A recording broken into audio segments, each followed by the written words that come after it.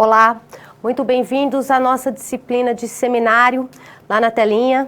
Eu sou a professora Oxana Battini e hoje vamos falar sobre práticas pedagógicas, a questão da identidade docente. Porque é uma questão essencial quando nos deparamos aí nos cursos de formação de professores. Vocês estão caminhando aí num processo pedagógico inerente às formações para a educação física. Vocês têm aí não só questões atreladas à questão do exercício físico, do currículo, dos processos pedagógicos, de metodologias, por exemplo, para o ensino de matemática na pedagogia, de vôlei, de natação, enfim, né? Vocês aprendem dentro do curso de educação física várias metodologias para que no seu processo de trabalho no espaço escolar, você saiba realizar uma mediação entre o âmbito macro, o âmbito do currículo, o âmbito das políticas públicas e essa mediação ensinando o aluno dentro do espaço escolar, né? Então, vocês estão caminhando também com a discussão de psicologia da educação, enfim, da aprendizagem, avaliação. E é muito importante discutir identidade docente. Por quê, professora? Porque quando nos deparamos com a questão da docência, automaticamente, na sociedade, segundo um autor que chama Pierre Bourdieu, existe um cara que fala que é o capital social. O que é o capital social? Como vai sendo constituído? Capital não no sentido financeiro, né? Mas uma concepção simbólica, como que os conceitos, como que a visão de mundo, como que a formação de uma cultura, como a formação de aspectos que vão impactando a formação da nossa sociedade, ou seja, a construção de um capital social, ou seja, que interfere diretamente na construção da nossa sociedade, constrói de várias coisas, inclusive sobre o que é ser professor. Né? Então, muitos de vocês acreditam que no decorrer aí da escolha dessa profissão, né, dessa formação inicial, vocês estão numa formação inicial. E ao se depararem com a sua família, ou com um amigo, ou com alguém, eu vou ser professor de educação física. Professor?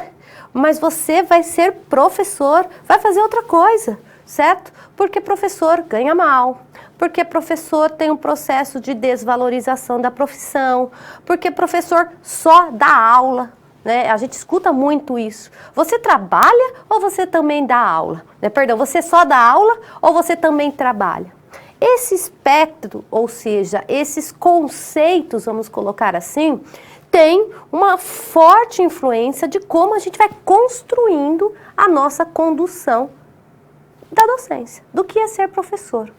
E por isso que a gente traz nesse seminário a discussão da identidade docente para tentar, aos poucos, ir desconstruindo, e que é muito difícil, né? E nós vamos ver na aula de hoje uma questão um pouco histórica aí de como essa questão da identidade docente, da profissionalização, ela vem tentando aí romper com alguns paradigmas, certo? Para vocês saírem no final desse nosso semestre, né, do nosso seminário aqui, entendendo que a questão da docência, ela é muito mais do que uma vocação. Ela é muito mais do que um dom. A docência, ela é uma profissão. E é a partir desse escopo de que nós temos que olhar a questão da docência como profissão e não como vocação, né? E não como a gente escuta muito, você tem dom para ser professor, você gosta de crianças, você gosta de adolescentes, então você tem dom, então você é um excelente professor. Não, certo? Existem, a gente tem que desconstruir todos esses processos. E é no decorrer dessas aulas que nós iremos conversar um pouco sobre isso. Lá na telinha, então, pessoal, a nossa teleaula hoje é identidade docente, principalmente olhar a questão do desenvolvimento da profissionalização docente, né? Igual nós colocamos no início aqui da nossa fala, né? A profissionalização docente parte dessa premissa de que existe um processo de desconstrução e construção do que nós vamos chamar de identidade do professor. E que isso é super novo. se nós olharmos aí nas discussões que os autores trazem dos desafios, e quando nós estamos abordando aqui esses autores, nós estamos falando de uma literatura muito recente no Brasil, né, de pesquisas no âmbito internacional, e a gente vai puxar aí alguns autores como o Maurice Tardif, que é um autor que eu gosto muito. Nós temos o Antônio Nova, também um autor muito bacana, o Chon também, que traz, o Donald Chon, que traz a importância do professor reflexivo, que é um movimento também no âmbito internacional, externo, né, que não é no Brasil, porque essa discussão não é só no Brasil.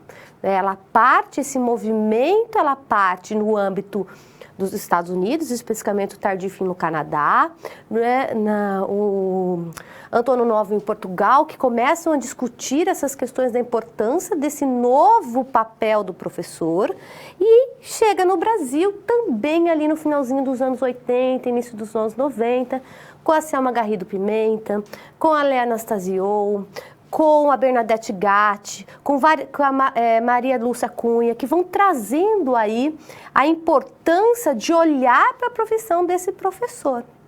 Não simplesmente como um mero cuidador de crianças. E ainda mais um professor de educação física, né, que joga uma bola na quadra, que a gente tem um pouco também esse capital social criado, simbólico, de que ser professor de educação física é simplesmente jogar uma bola na quadra e deixar as crianças ali, os adolescentes, correrem atrás dessa bola, bater o sinal, que é a aula mais legal do colégio. Então é um pouco nesse esteio teórico, né? Porque aqui nós vamos o seminário, ele é uma articulação do âmbito da teoria e da prática, fechando aí, culminando com o final do nosso semestre. Então a gente tem muita coisa para discutir aqui nos nossos encontros, ok? Então lá na telinha, pessoal, só para a gente apresentar um pouquinho essa nossa disciplina, que se divide aí em alguns encontros, nós estamos partindo de duas premissas normativas, certo? Por quê? Porque nós temos a resolução de 2015, que coloca a obrigatoriedade das práticas pedagógicas, certo? Junto com as diretrizes nacionais curriculares dos cursos. Então, os cursos de formação de professores, não só da educação física, mas os cursos que formam, né, os cursos de licenciatura, seguem essas duas premissas. E dentro dessas duas premissas normativas, toda essa discussão do que é a prática pedagógica, por que um aluno do curso de licenciatura tem que ter uma disciplina chamada prática pedagógica, para articular um pouco e desconstruir uma leitura que nós vamos ver daqui a pouquinho, instrucionista, de que o professor da escola, né, a Cássia Quenzer, que é uma autora que eu gosto muito também, ela chama isso de chão da escola. Nós, professores que estamos no chão da escola, lá, dentro da sala de aula, dia a dia, fazendo chamada, fazendo correção de prova, dando aula, somos nós, no chão da escola. Antes desses estudos desses autores, não se levava em consideração o que esses professores faziam. Eles eram simplesmente reprodutores dos conteúdos e dos conhecimentos produzidos aqui na universidade. Então, as pessoas ficavam produzindo conhecimento aqui na universidade e a gente lá no chão da escola, lá, ó, só reproduzindo, reproduzindo, reproduzindo. Então, é a partir desse movimento de que é necessário olhar para o professor do chão da escola também como produtor de um conhecimento muito significativo, é que começa esse movimento também via estudos na universidade, via movimentos internacionais de valorização da docência, movimentos sindicais que buscam valorização da docência, autores, projetos de pesquisas, teses, estudos, eventos, congressos que começam a valorizar, não no sentido, ai, coitadinho dos professores, vamos valorizar. Não, uma valorização da docência enquanto profissão. E é a partir dos anos 80, 90 no Brasil que esse movimento ele começa a se consolidar. Por isso, no finalzinho dos anos 90, 2000, essas leis, né, a Diretriz Curricular Nacional do Curso de Educação Física, a LDB, a própria resolução de 2017, que coloca as práticas pedagógicas dentro dos cursos de licenciatura. Ah, então, por isso que eu tenho prática pedagógica, professora? Sim. Por quê? Não é somente um reprodutor. Os professores não são somente reprodutores de teorias, reprodutores de metodologia, reprodutores de provas. Eles são produtores também desse conhecimento, certo? Lá na telinha, então, pessoal, essa discussão da prática pedagógica, especificamente sobre identidade, vai ajudar muito vocês a entrada no campo de estágio, tá, pessoal? Vocês já estão aí no quarto, quinto semestre, então não é novidade para vocês. Importantíssimo, auxiliar nesse processo de formação dessas competências específicas, certo? Casos reais, né? O nosso modelo acadêmico, e aqui a gente vai trazer uma situação-problema, parte da premissa de casos reais para interpretar os processos teórico-metodológicos, a nossa mediação com tutor, com professor, com tutor presencial, com tutor à distância, enfim. A tomada de decisão, que vocês aqui no finalzinho terão que realizar aí uma atividade dentro do campo, como nós já colocamos, e se vocês olharem aí o material de vocês, ter esse olhar especificamente para a docência também como um sujeito, um profissional. E daí, não só que produz conhecimento, mas também que busca um processo constante, não só de aperfeiçoamento no seu espaço de trabalho, mas de reflexão e ação e reflexão, a dialética do Chon, se a gente for pensar um pouco nesse sentido, né? Ou se você olhar para os saberes da docência do Tardif também, ou se você olhar para narrativas que o Nova coloca para a gente, se você olhar para os elementos que a Selma Garrido Pimenta trazem aí de adesão, de autoconsciência, enfim. O professor como produtor da sua profissão também. Ok? Então, é um pouco nesse sentido que nós vamos caminhar aqui na nossa discussão. Lá na telinha, então, pessoal, a nossa aula de hoje, ela está dividida em 4 grandes momentos, certo? Por que o mundo precisa de professor, gente? Vocês já pararam para pensar sobre isso, né? E daí, a partir dessa nossa pergunta, nós vamos desvelar 3 grandes momentos aqui da nossa aula de hoje, certo? O primeiro momento, a partir dessa reflexão, é como que é a história da docência no Brasil, quais são os dilemas hoje da docência, e será que existe diferença entre educar e instruir? Né? Muitas vezes vocês se deparam, muitos de vocês já estão fazendo estágio remunerado, por exemplo, né? Muitos de vocês também já dão aulas, porque, inclusive, no Brasil existe uma precarização tão grande das relações de trabalho da docência, que basta você estar cursando aí uma graduação de licenciatura, principalmente física, química e matemática. São essas 3 que são o maior número de falta de professores, você consegue dar aula nas escolas, né? Tendo só o primeiro ou o segundo semestre. Isso é bom? Não sei. Isso é ruim? Não sei. Vamos construir essa leitura juntos até o final na nossa disciplina. Mas, se nenhuma outra profissão você pode trabalhar sem diploma, por que professor pode ir dar aula sem ter se formado durante o seu curso como um todo? Olha a questão da precarização do trabalho. Onde que nós podemos articular com a falta de identidade docente? Olha, questionamentos para vocês aí já no início da nossa aula, né? Será que você, que já dá aula de educação física, está no processo de formação ainda inicial, né? Ou, de repente, você está fazendo uma formação em educação física, mas dá aula, e isso acontece porque a gente conhece, dá aula de matemática, dá aula de português, para complementar um padrão, né? Para você conseguir...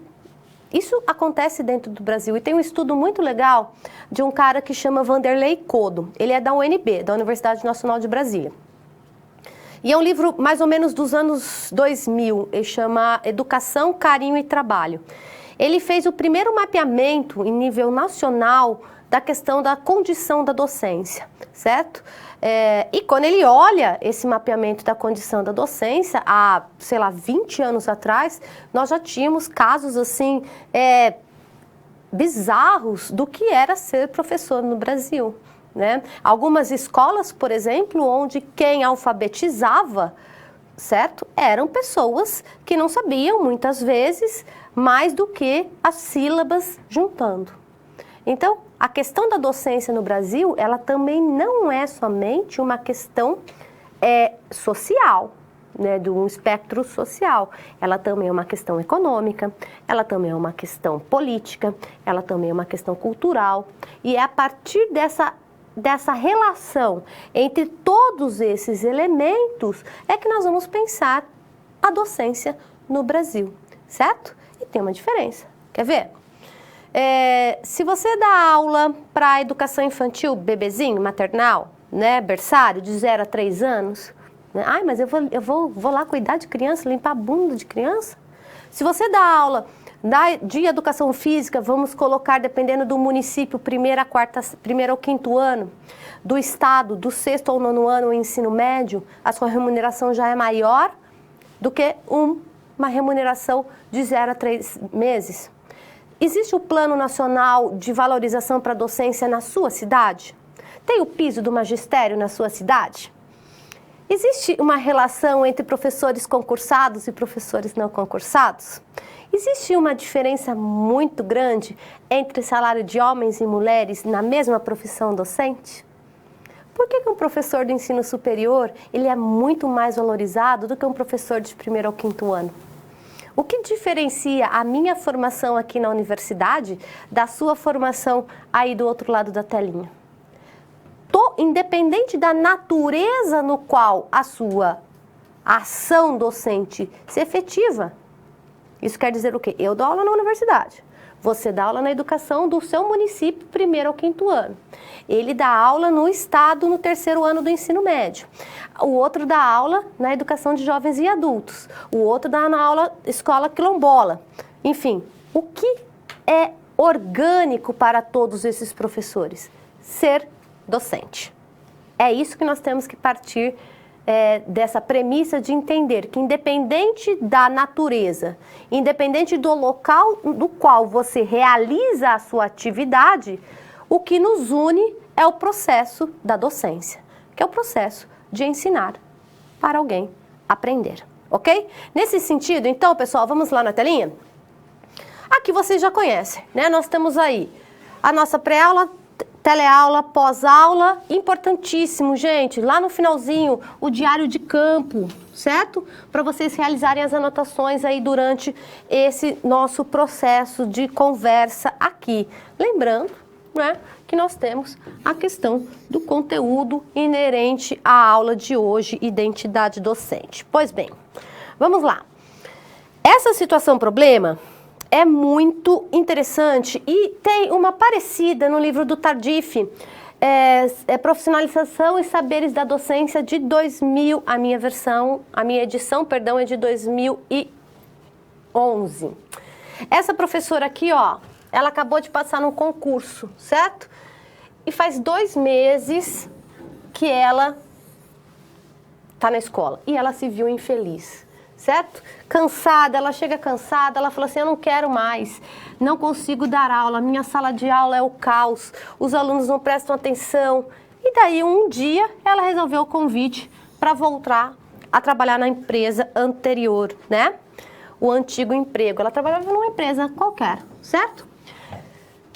E o que acontece? O primeiro questionamento dela, será que eu largo um concurso público? Né? Porque a maioria no Brasil, docente e qualquer outro, quer um concurso público. Ela passou no concurso do município ou do estado ou federal para ser professora. E ela se viu numa sala de aula sem conseguir realizar absolutamente nada do que nós trabalhamos aqui no âmbito da formação inicial.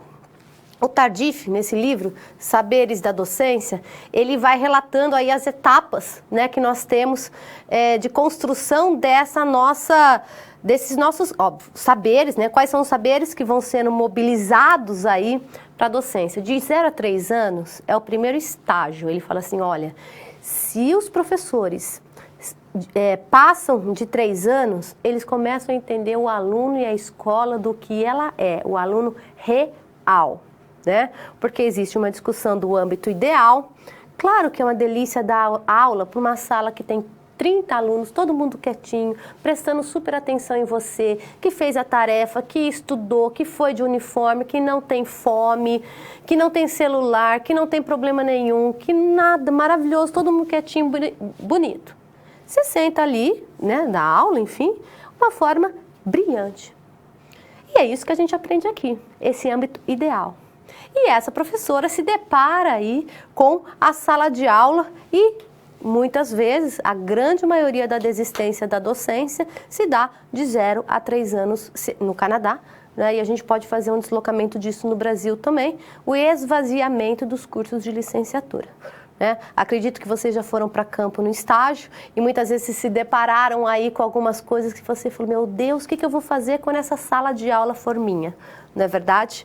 Então é um pouco nesse sentido que também existe esse olhar de que é muito difícil a docência, que é uma atividade muito desgastante, é que é uma atividade que não tem uma remuneração muito boa, mas por que as pessoas ainda continuam na docência? Né? E a nossa situação problema vai permear um pouco toda essa discussão para saber se essa aluna resolve, né, essa professora que passou num concurso público, se ela continua ou se ela volta para a empresa onde ela trabalhava anteriormente, sem ser no cargo de docência, certo? Bom, nesse sentido, então, pessoal, vamos lá na telinha? Alguns questionamentos aqui pra gente. É um dom? É uma profissão? É uma missão na nossa vida? É uma predisposição a? Precisa formação? Né? Olha aqui, a gente tem aqui algumas questões muito simples, certo? Será que precisa ter formação para ser professor? Né? Será que a sua mãe, a sua tia, a sua outra tia, você viu sempre as mulheres da sua casa indo para a docência?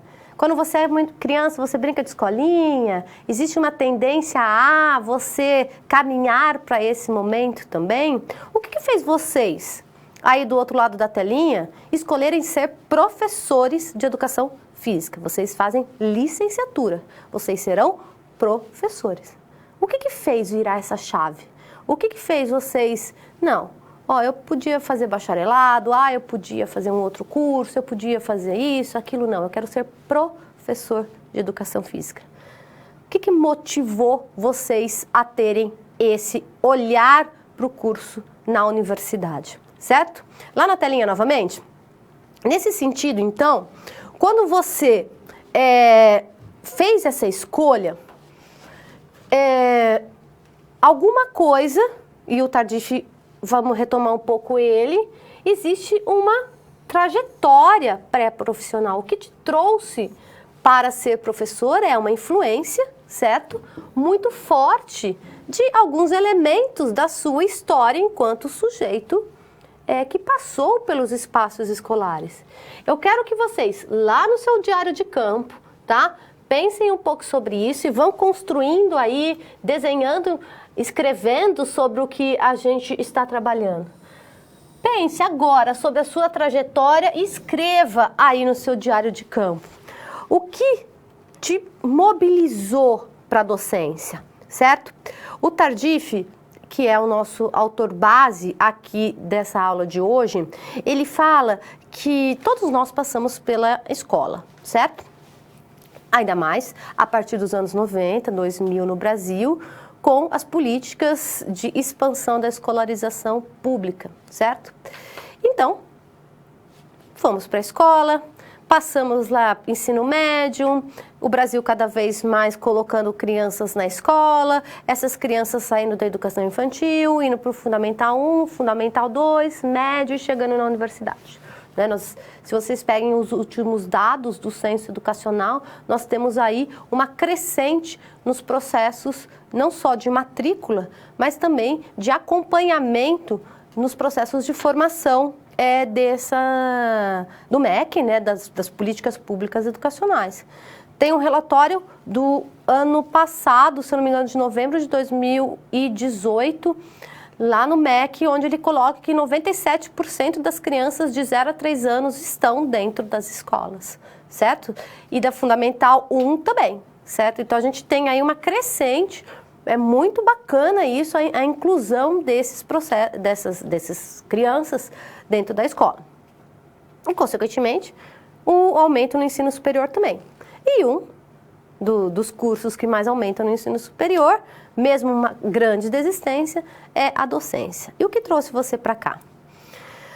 Eu tenho certeza, e o Tardif fala isso, que são as memórias, e o Antônio Nova também coloca isso um pouco para a gente, né, daqueles nossos professores que perpassaram aí durante toda a nossa construção, da nossa trajetória enquanto aluna. Eu mesmo estudei no colégio aqui em Londrina, e eu lembro da minha primeira professora, o nome dessa professora ainda hoje, né, ela é ainda viva, Maria de Lourdes, e ela foi a minha primeira professora e ela dava bala pra gente na primeira série. Na época, né, eu tenho 41 anos, mas aquela bala soft, ela era uma bala que as crianças podiam comer. Não era mastigável nada, e a gente parava a bala aqui na garganta e ela dava pra gente. E era uma delícia, era uma bala de caramelo. Bala soft para quem conseguia fazer a tarefa bonita, quem fazia a tarefa certinho, enfim. E a gente ganhava aquela bala e podia sair para o recreio. Eu achava aquilo o máximo, certo? E hoje, quando eu mobilizo um processo de sensibilização para com meus alunos, que eles se motivem, eu também sou professora da rede, para que eles se motivem a realizar uma atividade inerente à minha disciplina, que é a sociologia, me vem aquela memória afetiva da professora Maria de Lourdes, do colégio no qual eu estudava na primeira série, e que eu consigo mobilizar aquele saber que o Tardif coloca para ela, e ela me deu uma experiência para que eu possa viver com os meus alunos. E eu, claro, eu não dou bala soft, porque hoje nem existe mais. Mas eu coloco ali uma caixa de bis, de repente eu falo, vamos lá, molecada, vamos ver o que a gente vai fazer aqui de diferente. A gente motiva de alguma forma. Então, são esses saberes que vão sendo mobilizados e a gente vai construindo. Mas também eu nunca vou dar aula igual a professora Neuceli do 2º ano, que tinha uma régua de madeira e ela ficava batendo assim, tá, porque a gente era muito bagunceiro. Aí ela ficava batendo aquela régua. Eu falei assim, quando eu penso no que eu não vou fazer como professora, automaticamente já me vem aquela professora Neuceli e eu sei que aquilo não é legal eu fazer com meus alunos. Por quê? Quando eu era aluna, ó o saber mobilizado, né? Quando a minha trajetória enquanto aluna também me move a ser uma professora que utilize metodologias de uma forma mais bacana, não como uma metodologia ruim para mim enquanto aluna lá no 2º ano com a professora Neuceli. Né? Então é nesse sentido que eu quero que vocês vão aí desenhando durante a nossa discussão aqui da nossa teleaula, como esses saberes, o que te levou para a docência, como você está construindo essa identidade, qual é o professor, né? Vocês têm certeza do outro lado da telinha aí, porque foram fazer educação física, e eu tenho certeza que vocês adoravam os professores de educação física. Eu sempre amei os meus professores de educação física, né? De todos os colégios. A professora Denise, a professora Cleide, a professora Sônia, a professora Leise, né? Então, nós temos todo esse simbólico que vai sendo construído na construção da nossa carreira enquanto aluno. Né? A gente estudou em 14 anos dentro da escola, certo? Então, o Tardif fala isso, a gente mobiliza esses saberes ainda hoje para ser um bom professor, certo? Então, pessoal, lá na telinha, como isso vai sendo construído? Será que sempre foi assim? Né? Será que sempre uma professora Maria de Lourdes foi uma professora legal, certo? Será que hoje a professora Oxana, aqui que dá sociologia aqui em Londrina, quando ela fala com os alunos, será que sempre teve essa possibilidade de uma conversa mais aberta, de um diálogo, de discutir questões econômicas, o professor ter mais liberdade para falar em sala? Como é que eram essas concepções, certo? A docência, ela também passou por muitos momentos de mudança enquanto profissão e enquanto forma de agir, certo? Dentro da sala de aula.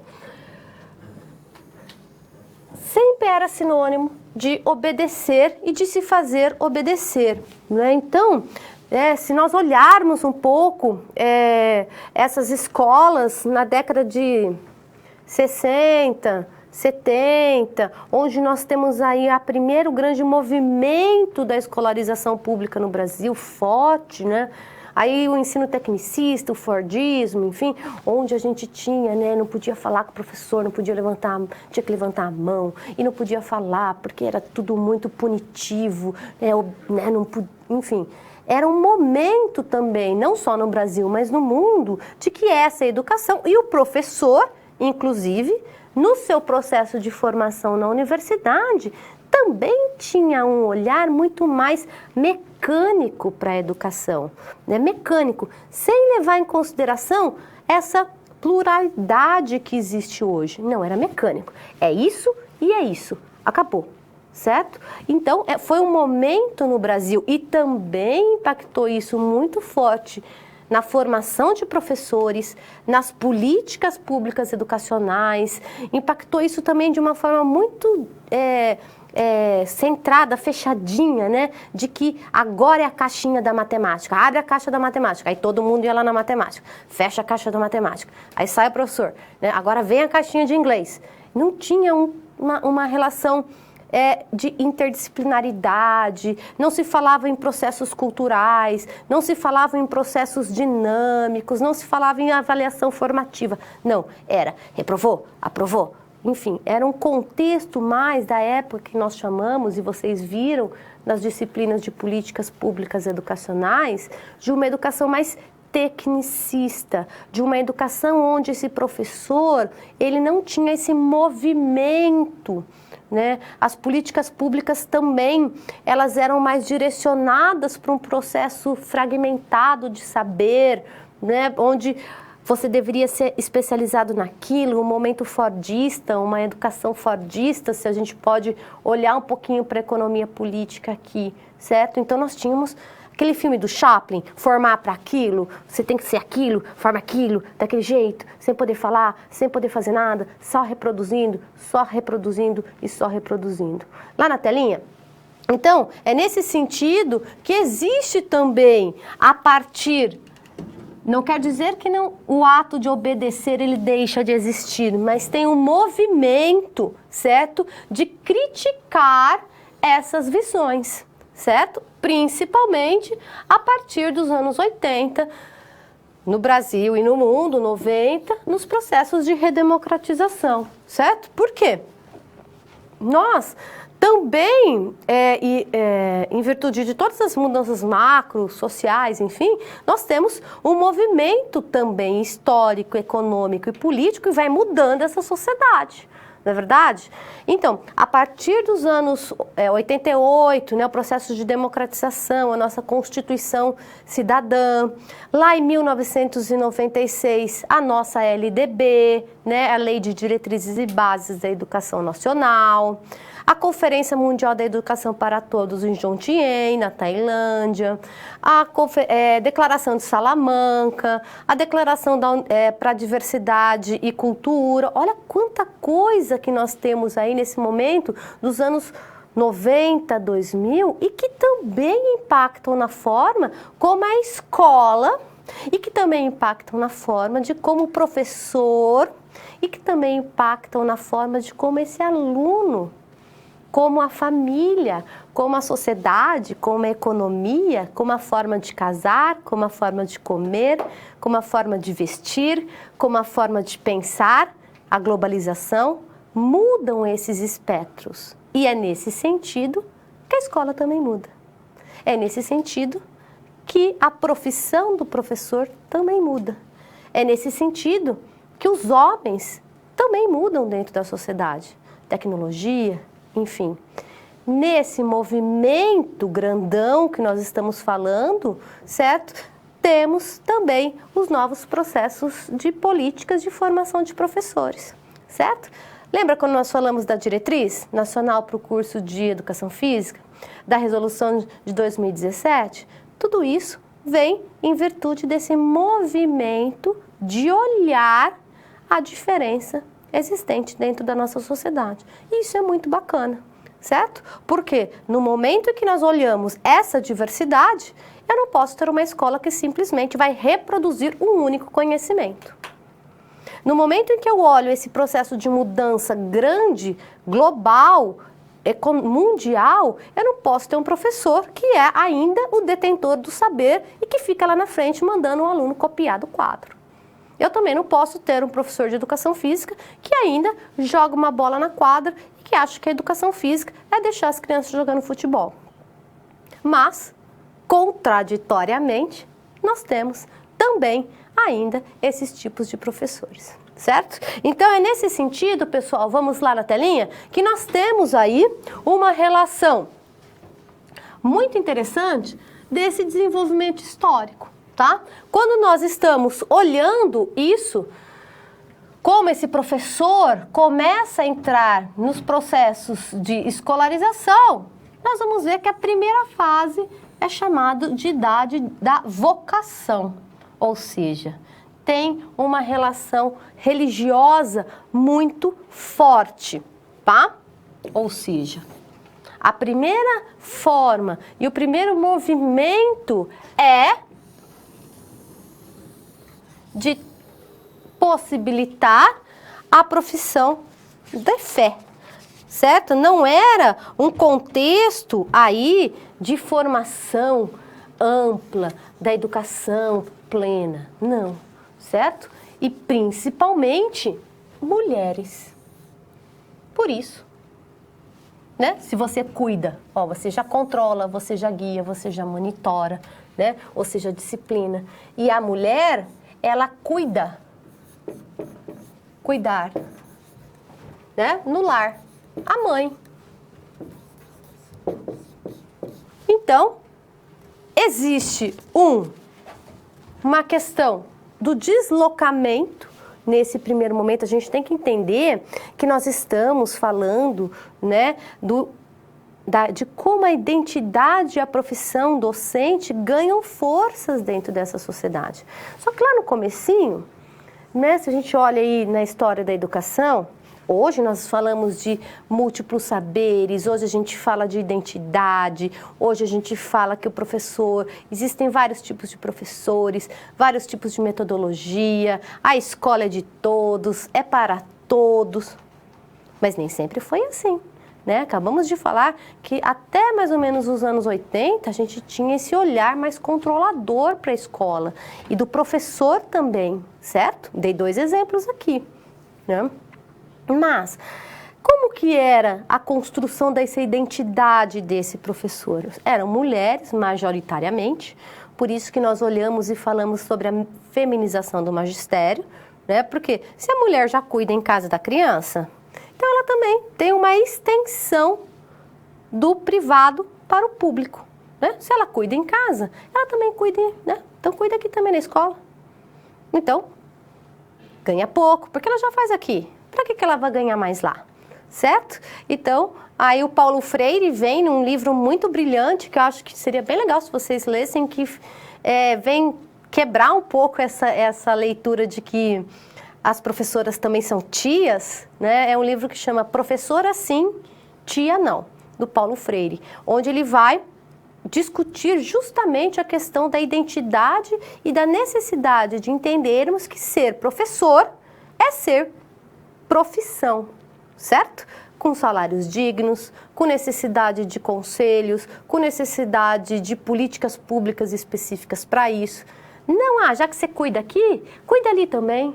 Já que você educa seu filho em casa, educa aqui também na escola, não é? Já que de repente você já limpa o seu filho aqui, dá banho nele também na escola, certo? Então, esse primeiro momento é de que a identidade da docência, ela é feminina. E se nós olharmos, né, vamos voltar lá, quando eu falei para vocês fazerem aquele exercício no caderno de campo. Pensem lá, quem eram os seus primeiros professores? Não professor do ensino médio, né? Não professor já quando você está grandão na escola, 14, 15, 16, 17 anos. Pensa lá, você no primeiro aninho, segundo aninho, terceiro aninho, vocês lembram? Como era o nome das professoras de vocês? Eu lembro, ó, Maria de Lourdes, Neuceli, Cleonice, tia Silvana, tia Neuza, tia Lourdes. É só mulheres, ó, que eu lembrei rapidinho aqui, certo? Vocês tiveram alguns professores lá da primeira infância, homens? Quem teve? Certo? Então, nós temos aí essa questão de que a profissão docente, ela é feminina. E daí, a gente só vai mudando esse escopo, né? A gente vai tendo homens, né, no universo da escola, os professores de educação física, né, que na sua grande maioria são homens, eles começam, né, a entrar a questão masculina pela educação física. E depois nós temos aí, a partir do 6º ano, que é onde começa geografia, história, física, química, biologia, sociologia, onde outras áreas do conhecimento que não a pedagogia, certo? Lá na telinha, então, novamente. O segundo elemento, pessoal, então, olha que legal, se nós olharmos que o início da história da profissão docente, né, ela é vinculada à mulher, à questão feminina, nós temos, quando começa a passar não só para o cuidado, que a escola não serve mais para o cuidado, e que ela precisa ser vista como uma profissão. Olha que interessante. Isso somente no século XIX com a escola pública, gente. Certo? Até então não tinha uma profissão. Olha onde que vai começar a acontecer. Deixa de ser vocacionada e passa a olhar a questão salarial. Só que, olha os homens em destaque. E o século XX, essas mulheres que começam a entrar aí na docência, né? Porque elas também começam a ocupar os espaços deixados pelo homem e por mulheres com questões econômicas mais significativas, né? Então, se você, na época, vamos colocar lá no final do século XIX, início do século XX, se você tem dinheiro e você é mulher, né, com processo de desenvolvimento social, você vai querer fazer medicina, você, né, para pagar. Se você vai querer fazer engenharia, enfim, você não vai querer ser professora. E daí tem um deslocamento também das mulheres de classes mais pobres para a docência, né? Então nós temos a feminização e a questão de classe e renda também relacionada com a questão da identidade do professor, certo? Então, quem escolhe a docência no Brasil, né, tem aí alguns estudos sobre isso que tem uma relação com classe também, classe econômica também muito forte, né? Porque estudar em curso integral, por exemplo, você não pode trabalhar, é mais caro e assim por diante, certo? Nesse sentido, então, pessoal, é pelas escolas normais, vamos lá na telinha, que nós temos aí a entrada dessas mulheres no campo da profissão. Então, olha aqui, nós estamos falando de 1914, uma imagem aqui da escola normal da primeira turma. Então, você olha, são mulheres aí com uma questão financeira muito significativa dentro da sociedade, né? Porque para você fazer uma escola normal, você tinha que pagar, não era assim, vou ser normalista. As chamadas normalistas, que são as professoras, né? Hoje não tem mais o normal superior. Hoje você faz o curso de pedagogia, certo?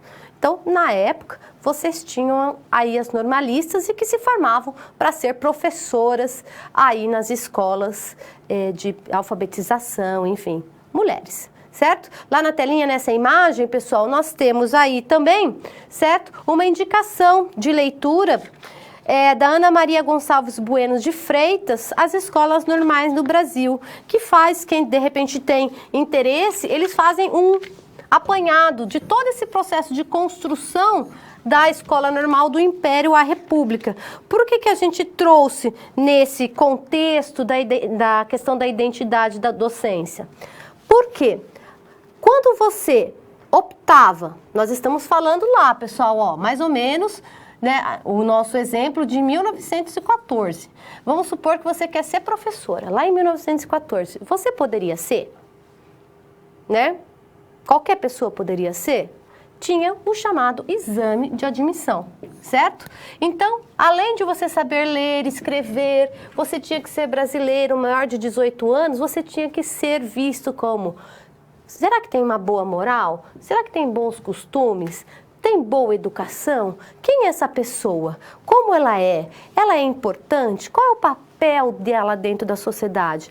Quem ela representa? Não era assim, por isso que era uma profissão muito valorizada no início aí da construção dessa identidade docente no Brasil, certo? Até porque não tinham muitas escolas, até porque a questão, né, da formação inicial se fazia nos cursos normais, né? Tinha essa relação de ser professora, então eram mulheres muito bem educadas, mulheres muito bem vestidas, mulheres que tinham uma formação dos bons costumes, e com isso também foi espalhando aí essa cultura de que ser professor também tem uma relação muito próxima com o ato de cuidar, de acolher, e não de profissão. Certo? Então, a questão da história, aí vocês podem falar: professor, mas por que você está trazendo essas questões de história para a gente entender um pouco? Porque a gente só pode falar de valorização do magistério hoje, nós só podemos trazer os estudos do Tardif, que são a base aqui da nossa discussão hoje, porque nós estamos analisando brevemente, né, o contexto e a construção histórica da identidade do que é ser professor, certo? Então eu não posso simplesmente não olhar para trás, né, não olhar o passado, não olhar a interpretação econômica, política, cultural dessas questões para chegar nos dias de hoje, aqui a gente abrindo amplamente a discussão sobre a importância da docência, ok? Lá na telinha, então, pessoal, nesse sentido, nós temos, né, mesmo com uma presença feminina, aí uma organização dessa política educacional ainda muito incipiente. Bom, nesse sentido, o nosso terceiro grande momento, então olha que legal, a gente vem aí do contexto histórico da formação de professores no Brasil, ok? Com forte influência da questão feminina, com aí a construção dessa ainda lá no início de vocação, de cuidado, certo? Passamos aí brevemente pela questão de como isso passa a ser visto como profissão, como ofício, não é verdade? E daí ainda a influência das mulheres, mas já com remuneração, já com salários, já buscando aí um movimento de autonomia dessa profissão, e chegamos aí na maturação, vamos colocar assim, da chamada idade da profissão, tá?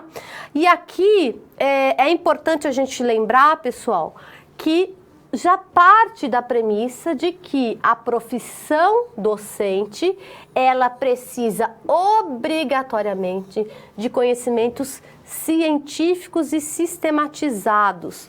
O que isso quer dizer? Não é simplesmente entrar numa sala de aula com qualquer papelzinho e achar que pode dar aula. Não é simplesmente pegar uma bola, colocar embaixo do braço e ir para a quadra e achar que é professor. É nesse movimento que começa a partir dos anos 80, 90, de que é necessário que a questão da docência, ela se desequilibre do simples ato de reprodução e comece a entender que existe um movimento para que isso aconteça com novas metodologias, colocando o professor e o aluno num processo coletivo de construção do conhecimento, não o professor como detentor do saber e todo mundo vai fazer o que eu estou mandando porque sou eu que sei. As novas metodologias, né, as novas formas de abordagem aí, de como o aluno aprende, a questão da neurociência hoje cada vez mais importante dentro do espaço escolar. Então é nesse movimento, vamos lá na telinha, que nós temos aí essa necessidade de olhar os conhecimentos científicos que partem da premissa da construção desse profissional, ok? Aí nós partimos aí dessa discussão dos anos 80 da profissionalização docente e o papel das universidades também aí no contexto de fomentar essa discussão política, né? Essa discussão social. Existe uma vasta discussão, se vocês olharem as bases de dados, né? Dá um Google acadêmico bem simples e coloca lá, profissão docente. Vocês vão olhar aí a questão muito grande que nós temos sobre os estudos aí a partir desse momento. E já pegando aqui uma pergunta do pessoal do Rio Grande do Sul, se eu não me engano, que já é o gancho para nossa fala aqui, que a partir dos anos 80, 90, e segundo o pessoal do Rio Grande do Sul coloca que a violência contra o professor em sala de aula é o sinal de que o professor perdeu completamente sua significação no processo de escolarização. Não perdeu, certo? A violência, ela existe, está cada vez maior, mas ela não perdeu, o professor não perdeu o seu papel dentro do processo de escolarização. Se nós olharmos, eu não sei qual é o nome da aluna, né? Mas a questão da violência, ela hoje está presente não só no âmbito escolar, mas em todos os âmbitos da nossa sociedade. O que nós vamos falar daqui a pouquinho, já pegando o gancho, é de que hoje a escola, né, ela é aberta, sempre foi aberta a todos, mas eram poucas. Hoje a escola, ela atende todo mundo. Hoje a escola, ela talvez seja uma das únicas instituições que ainda consegue, de certa forma, organizar os processos sociais, né? Daí a gente pode falar do Estado, a gente pode falar da religião, a gente pode falar do trabalho, enfim, mas a escola, ela ainda, da família, né? A escola, ela é um local ainda presente, muito presente para os brasileiros e no mundo inteiro. E os outros espaços começaram a se mobilizar e se transformar a partir desse mesmo momento dos anos 90, certo? Quando nós falamos em rearranjos familiares, a família não está mais na escola. Não é que ela não está mais, ela está em um movimento de mudança pelas relações de transformação social. O nosso aluno não larga o celular. Não é porque ele não larga o celular, é porque ele ainda está num processo de mudança.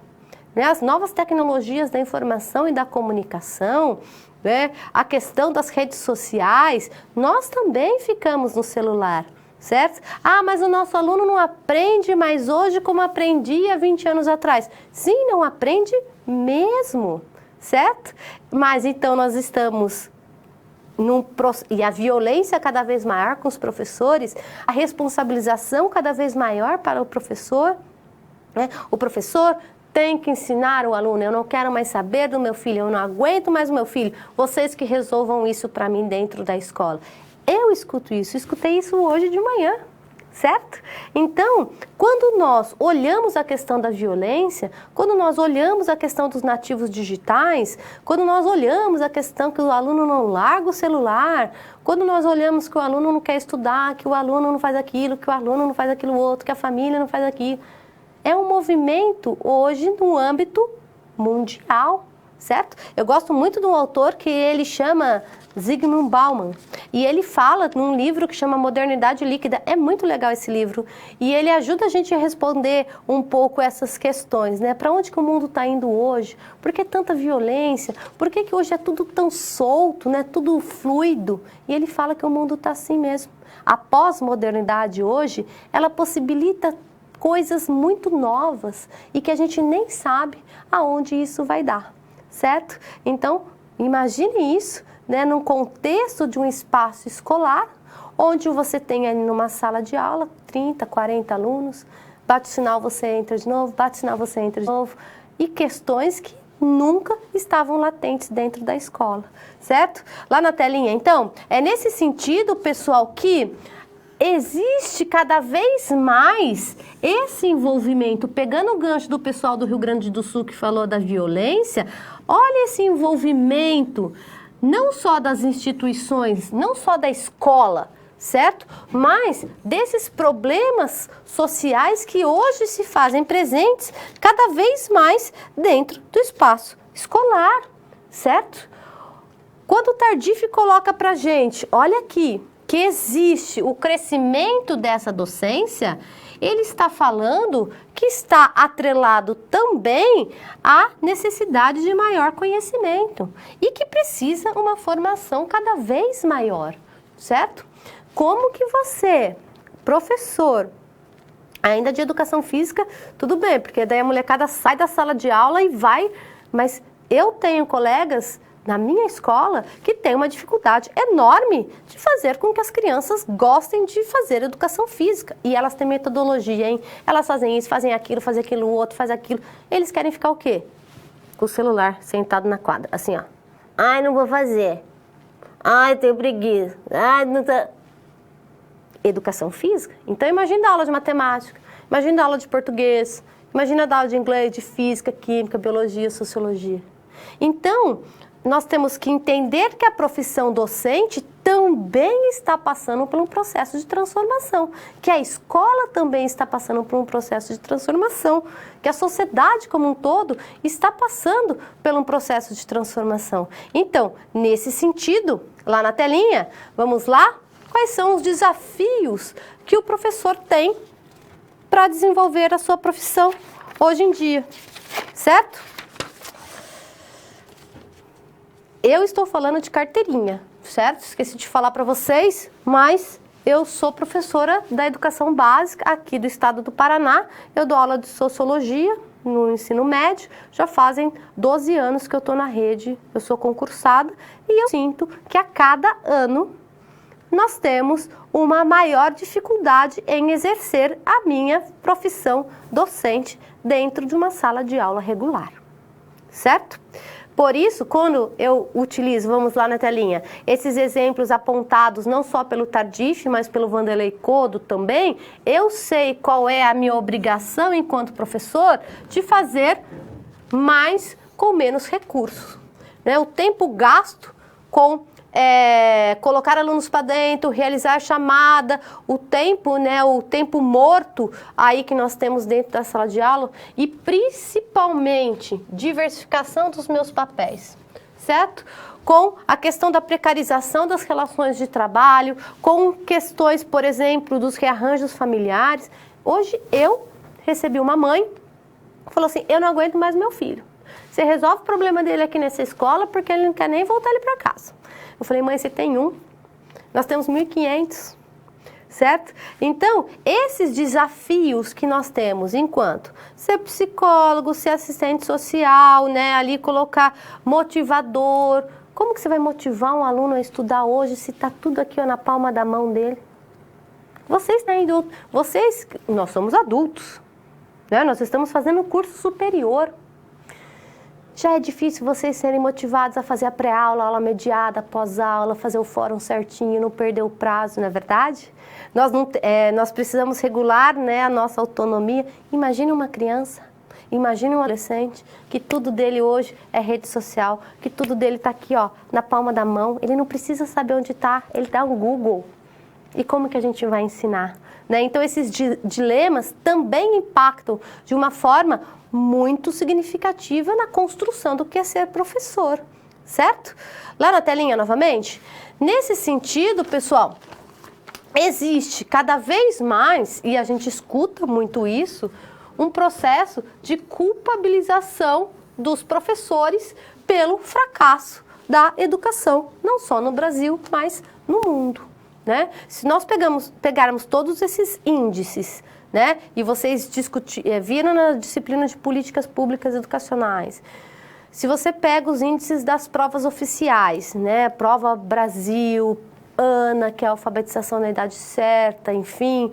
Se a gente pega o ENAD aqui no ensino superior, se você pega o ENEM, enfim, nós temos aí um processo muito ainda, um gap, né? Nós temos um buraco, vamos colocar assim, muito grande entre a quantidade, né, a gente conseguir, e é muito bom isso, a gente tem que esperar um pouco, né, porque a história, a sociedade, ela demora um pouco, então a gente conseguiu colocar muita gente na escola, muito legal, que não era todo mundo que ia para a escola, né, então a gente conseguiu colocar um monte de gente na escola, bacana, mas a qualidade ainda está demorando um pouquinho para chegar até num ponto significativo. Mas nós estamos caminhando, certo? Mas, com isso, existe um investimento muito grande na educação e uma culpabilização. Ué, mas se nós temos muitos alunos semi-analfabetos chegando na universidade, se nós temos hoje, segundo aquele estudo levantamento que eu falei para vocês do MEC, que as crianças até o terceiro ano, né, que é a nota de corte para alfabetização, elas sabem 73% menos de matemática do que há 20 anos atrás, e tem mais dinheiro, e tem mais aluno. O que está acontecendo? Por que os professores não estão ensinando? Né? Então, essa culpabilização da docência e tirando recursos, aumentando, precarizando as relações de professor, não remunerando muito bem esse professor. Ele precisa ter ali 60 horas de trabalho para ter uma remuneração significativa. Não são todos os estados e não são todos os municípios que pagam o piso nacional do magistério, gente, certo? Então, não é simplesmente colocar as crianças nas escolas, mas inclusive, entender que esse processo de construção da identidade do professor e de valorização do que é ser professor perpassa aí também por questões muito maiores do que dar aula, né? Por remuneração, por condições de trabalho, certo? Acho que até isso que eles estão colocando aqui, em casos extremos, como os apresentados no programa Fantástico ontem, em que alunos expulsaram a professora de sala, como recuperar esses alunos? E o professor que sofre essa violência, como retornar para a sala de aula? O aluno João. João, perfeita a sua colocação, eu não assisti, né, então não posso falar sobre isso, mas nós temos aí um dos maiores números de casos de afastamento por questões emocionais dos professores no Brasil, né? Tem uma síndrome, se vocês quiserem procurar, chama Síndrome de Burnout.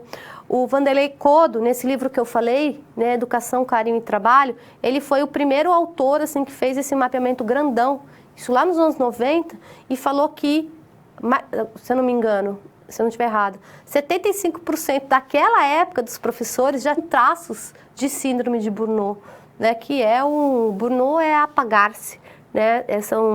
É uma síndrome que ataca pessoas que têm uma relação muito forte com o ato de cuidar e de ensinar, né? Então, a desvalorização desse professor, a desorganização, joga dentro da escola, isso que acontece muitas vezes, né? E você não tem um processo de acompanhamento desses professores, desses alunos, dessas famílias, num trabalho em rede, né? Então, os professores estão doentes, sim. Os professores estão estando do trabalho, sim. Os professores estão desistindo da docência, sim. Mas, contraditoriamente, existe também, né, os processos interessantes e significativos. Vocês estão aí do outro lado da telinha. Eu ainda estou na rede. Eu também estou fazendo formação aqui com vocês para que a gente possa aí melhorar. A gente vê questões muito negativas da docência e muitas vezes propagandas e programas muito sensacionalistas, mas a docência, ela também tem um movimento muito forte aí de valorização desse profissional, tá bom? Lá na telinha então, pessoal. Aí, finalizando aqui o nosso último elemento, suporte aí, né, do que era a docência, porque nós vimos, né, por que o mundo precisa de professores, a história da docência no Brasil, ser professor de hoje, né, os desafios, e vocês colocaram aí a questão da violência, enfim, e a diferença entre educar e instruir, que é o que nós temos aí hoje fortemente dentro da nossa sociedade, tá bom? Muitas pessoas falam assim, mas eu não tenho, muitos professores, eu não tenho a função de educar. Quem educa é em casa. Eu tenho a função de transmitir o conhecimento historicamente produzidos pelo homem. Se eu dou aula de química, eu vou passar o conteúdo de química. Sei lá, não sei, tabela periódica, gás nobre, ligações covalentes, é isso, eu não quero saber de educar. Quem educa é o Estado, quem educa é a família, eu só transmito conhecimento de química. Será que é isso? Né? Ou existe um processo aí coletivo de construção desse conhecimento dentro da escola? Tá na telinha? O que é instrução, pessoal? Certo? Você vai conhecer e trabalhar com os conteúdos que a humanidade produziu, gente, certo? Você aprendeu a língua portuguesa, você aprende artes, você aprende matemática, você aprende geografia e assim por diante, certo? Então, a escola ela faz um processo de instrução, ou seja, uma ação de instruir-se, para que as pessoas possam saber viver dentro da sociedade, né? Um ato simples de instrução é o processo de alfabetização, né? Ou seja, você tem que ficar lá com a criança, tá? Desde quando você aprende lá a alfabetização, quando você está na pré-alfabetização, na educação infantil, você está lá instruindo, olha, existem as letras, claro que é lúdico, né, pessoal?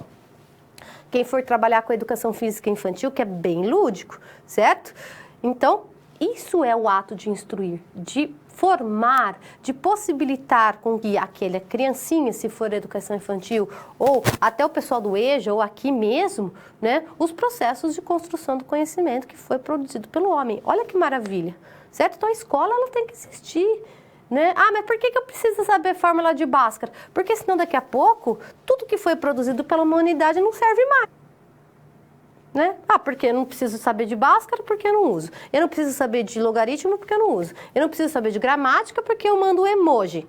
Mando um joia. Para que eu vou ter que escrever joia com acento?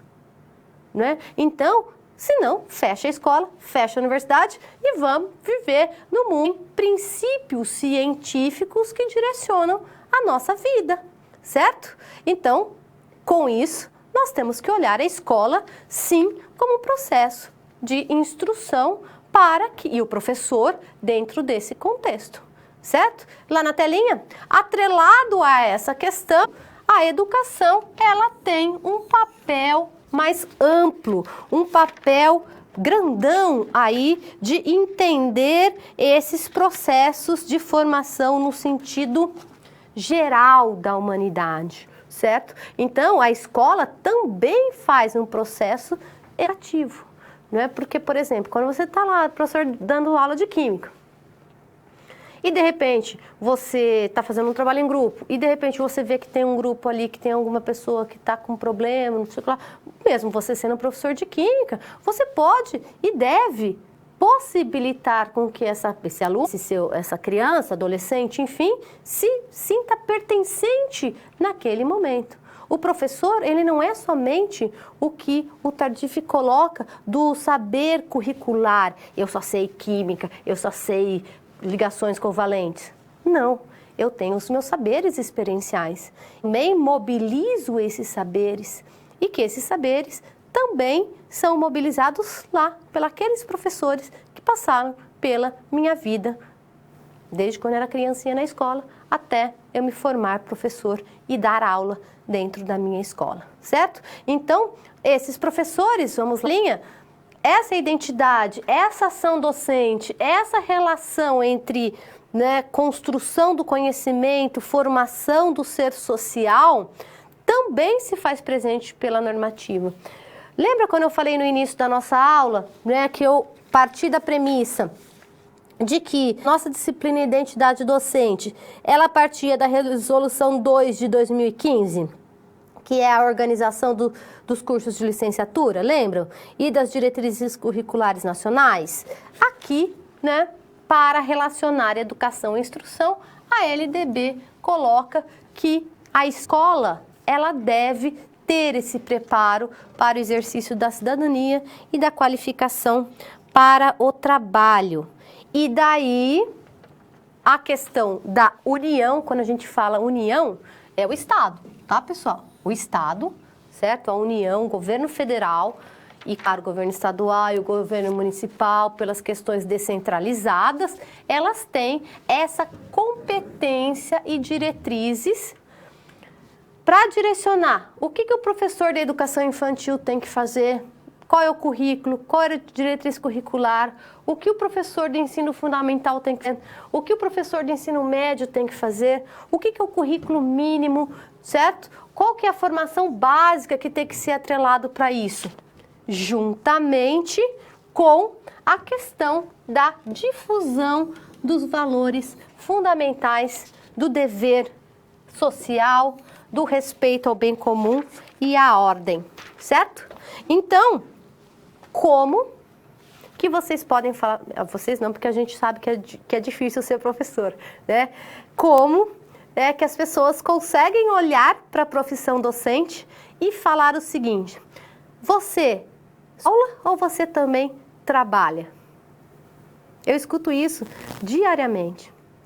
Olhem, e aqui nessa aula rapidinha que nós tivemos, e a gente tinha muitos elementos para discutir aqui, olha da onde que nós saímos para a construção do processo de nação, de uma nação qualificação, de uma nação alfabetizada, de uma nação que tem uma questão econômica, política, social, parte da premissa do professor.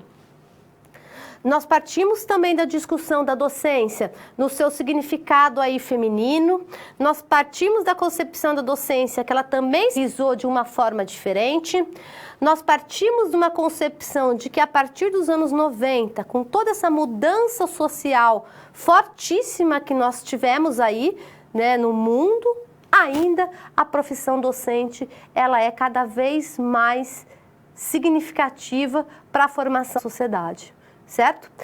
Tem uma pergunta, o tutor Eduardo, ele está colocando assim, ó, professora, levando em conta todas as dificuldades, desvalorização, percalços, perigos, tudo isso, gente, e tem mais, tá?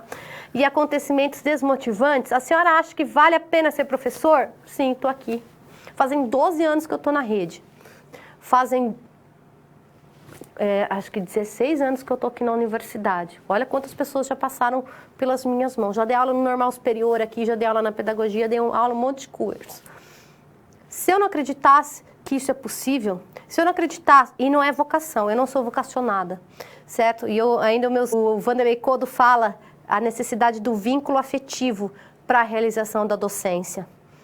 E o vínculo afetivo é um pouco confundido porque eles acham que basta você amar o seu aluno que você é um bom professor. Não. A afetividade é o ato de afetar alguém com a sua ação. Isso é a afetividade. Qual é a ação que me move para afetar o meu aluno? Não é o amor. Porque muitas vezes quando a gente ama, a gente fecha o olho assim e fala, vai. Não. É a ética, é o comprometimento e é a responsabilidade, que é a base da minha profissão e que impacta significativamente na formação do sujeito, que tem que saber quais são os elementos específicos, morais, para a construção de uma sociedade mais justa. Não é pelo amor que isso simplesmente... Claro que você pode amar seu aluno, não estou falando ao contrário, tá? Só que a vocação, né, a missão da docência, ela precisa ser descaracterizada e precisa ser colocada como uma profissão. Só assim nós teremos a valorização que o professor precisa, eu e vocês. Então, Eduardo, assim como você, eu super acredito na profissão docente e acho que você também, né? Você não abandone a docência. Os percalços são muitos. Hoje eu saí da sala de aula de manhã e falei, eu não volto aqui. 15 minutos depois eu já estava dando aula de novo como se nada tivesse acontecido. Isso não é só na docência, tá, pessoal? Mas nós estamos olhando o escopo aqui do que é a minha identidade. A minha identidade como é a mesma que a sua. É o que me move. Quais são as metodologias? Quais são os processos que eu tenho que saber para atingir o meu aluno, certo? Lá na telinha, então, finalizando aí a nossa situação problema, lembram? Será que ela abandonou o concurso que ela tinha dentro desses 2 meses e voltou para o seu antigo emprego? Será? Ela leva em consideração, né, quando nós estamos falando para essa menina se ela abandona ou não, assim como o Eduardo perguntou para mim, eu não abandonaria. Por quê? Porque existe uma crescente, uma discussão crescente de analisação docente, necessidade contínua de formação continuada, pessoal, né? Vocês vão sair daqui a necessidade de estudar para sempre, conhecimento da realidade dos alunos, superação desse paradigma tradicional, que é um pouco o que a gente está colocando aqui, certo? Daquele professor que não se recicla, daquele professor que não busca. Ah, mas o professor tem que buscar tudo sozinho? Também não, trabalho em rede, certo? Trabalho em rede, trabalho colaborativo, que é o que a gente vai falar nas próximas aulas, tá bom? E buscar aí uma rede de atendimento com a sua direção, com o seu grupo de professores, com os seus alunos, nos projetos de pesquisa, em cursos de formação continuada, o que o Estado oferece, cursos online, né? A gente sempre tem que buscar, até porque hoje, esse aluno que a gente muitas vezes aprende aqui, no chão da escola, ele está muito diferente e a gente tem que buscar. Lá na telinha, então, pessoal, por isso que nós temos aí permanecer ou não da docência, certo? E muitas vezes, até eu não sou tão, né? Tenho aí 19 anos dentro da docência, eu ainda falo assim, não, hoje eu vou sair da docência, não volto mais, vou pedir aposentadoria, vou pedir exoneração, não quero mais dar aula. Certo? Esses conflitos, eles sempre se fazem presentes em qualquer profissão. Mas o que me move, e acredito que seja esse momento também de vários outros professores, é atender essa diversidade social, certo? E formar o que o Sanches Vasques fala pra gente sobre a questão da praxis pedagógica, né? Quando nós olhamos a praxis pedagógica, e muitos de vocês falam, e o real? A gente precisa estudar, a gente precisa ter formação, o professor precisa ter conhecimento, o professor precisa se posicionar teoricamente, praticamente, e a praxis é o que nos move. Né? Se você pega o seu caderninho, quando você se formar, essa apostila que você tem aí, ó, se você colocar ela debaixo do braço, ficar reproduzindo essa apostilinha aqui, nós vamos continuar perpetuando essa culpabilização dos professores, né? O professor tem que estudar muito, o professor tem que se valorizar. Então é nesse contexto que nós temos que olhar, né, se vamos permanecer ou não docência, tá? Aí, lá no seu caderno de campo, lá na telinha, pessoal, tá? Eu quero que vocês façam essa reflexão um pouco, certo? Será que no Brasil hoje, o ensino está dentro daquela idade da profissão? O Vanderlei Cordo, não, o Tardif, colocou pra gente, tá? O vídeo de encerramento, pessoal, né, daqui a pouquinho, ele é um pouquinho grande, então a gente vai deixar para vocês assistirem depois, que eu quero fechar essa ideia aqui comigo, tá? Eu quero que vocês, e nós temos aula atividade agora, né, daqui a pouquinho, logo de aula, e eu comento com vocês os vídeos sem problema nenhum. Tá? O que é legal que a gente tem aqui é esse momento de troca, né? O Eduardo, quando colocou para mim, será que eu desisto de ser professor ou não? Eu falei, não vamos desistir, porque a gente precisa de bons professores, a gente precisa de bons profissionais, e se vocês estão aqui hoje, como o Tardif fala pra gente, mobilizando esses saberes, é porque vocês têm um caminho brilhante aí na construção da identidade profissional de vocês e da construção, né, de ser professor no Brasil, que é a coisa mais legal, né? Eu olho para o pessoal, eu olho para os meus alunos, às vezes, né, eu dou aula aqui no IAD, na rua, as pessoas, ela foi minha professora, né, e eu não consigo saber quem são vocês aí do outro lado da telinha, mas olha a importância do meu papel enquanto profissional, né, na formação de profissionais da educação física no Brasil inteiro, da pedagogia, que é o meu curso de origem. Como que a gente não vai realizar um trabalho de valorização e de estudo, de formação continuada, para que o professor possa cada vez mais ser valorizado, não só no contexto financeiro, mas no contexto realmente do que ele merece, que é um formador, não só de opinião, mas um formador de ser social. E seres sociais, do bem, nós transformamos essa sociedade. E é isso que a gente precisa. Ok? Eu me despeço por aqui, a gente se encontra no chat atividade e até a próxima aula. Tchau!